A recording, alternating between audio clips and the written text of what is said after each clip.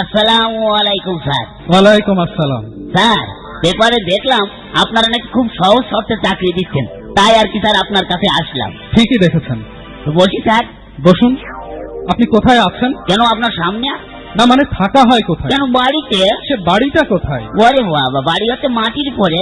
এ প্রসঙ্গ বাদ যাক, আমি কিছু প্রশ্ন করি, আপনি উত্তর দিন। আচ্ছা করুন।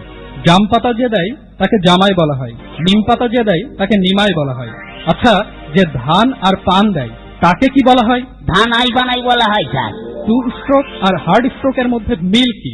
নীল স্যার দুটোই মরণের জন্য উপকারী। নেই মামার চেয়ে কানা মামা ভালো কেন? কেন ভালো হবে না স্যার? আচ্ছা, ওই কানা মামার পকেট থেকে কি সুন্দরভাবে টাকা নিয়ে যায়, মামা কিছুই দেখে না, সেই জন্য স্যার ভালো। কান টানলে মাথা আসে, তবে সিগারেট টানলে কি আসে? আজরাইল আছে স্যার। তোমার জন্য আমি জীবন দেব, কিন্তু দিতে পারবো না যদি মরিয়ে যায়। আচ্ছা, আমার নানি প্রধানমন্ত্রী, নানা স্পিকার, আম্মু মন্ত্রী, আমার আব্বু হুইপ, ভাই ভাবি সচিব, বলুন তো তাহলে আমি কে? হ্যাঁ, আপনি স্যার একটা পাগল। কি বললেন?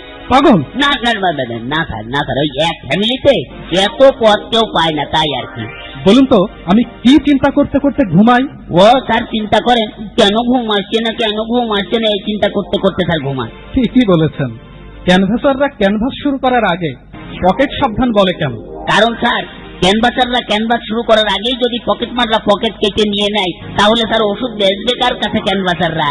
আচ্ছা, পৃথিবীর সব ঘড়ি নষ্ট হয়ে গেলে কি হতো? তাহলে স্যার ঘড়ির মেকাররা কোটিপতি হয়ে যেত। বলুন তো সূর্য কোন দিকে ওঠে? সূর্য সূর্য সূর্য সূর্য স্যার, এই আপনি যেই দিকে বলবেন সেই দিকেই উঠবে। আচ্ছা, পুলিশ আর সন্ত্রাসীর মধ্যে পার্থক্য কি? পুলিশ আর সন্ত্রাসীর মধ্যে পার্থক্য খুব একটা নেই, তাও একটু আছে। কারণ পুলিশ ঘুষ খায় আর সন্ত্রাসীরা চাঁদা পায়। আমেরিকা কেন ইরাককে আক্রমণ করলো? কেন করবে না স্যার ইরাককে আক্রমণ? কারণ গরিবের সুন্দর স্ত্রী থাকতে নেই। সেটা তো বুঝলাম না। কেন বুঝবেন না স্যার? কারণ আমেরিকার উপরে কেন ইরাক মস্তানি করবে, সেই জন্যই তো ইরাকের উপর আক্রমণ হয়ে গেছে স্যার। আচ্ছা, এবার আপনাকে একটা শেষ প্রশ্ন করি। কারণ আপনার দৃষ্টিতে মহান, আই মিন গ্রেট ম্যান কে? এইবারই তো মরে গেছে স্যার।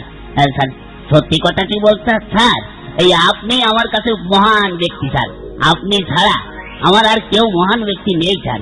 আপনি চাকরি দেন আর না দেন তাতে আমার কোনো ক্ষতি নেই। তা আমি স্যার আসি। না না না, আপনি আসবেন কেন? আপনি বসুন বসুন, আপনার চাকরি হবে, বসুন।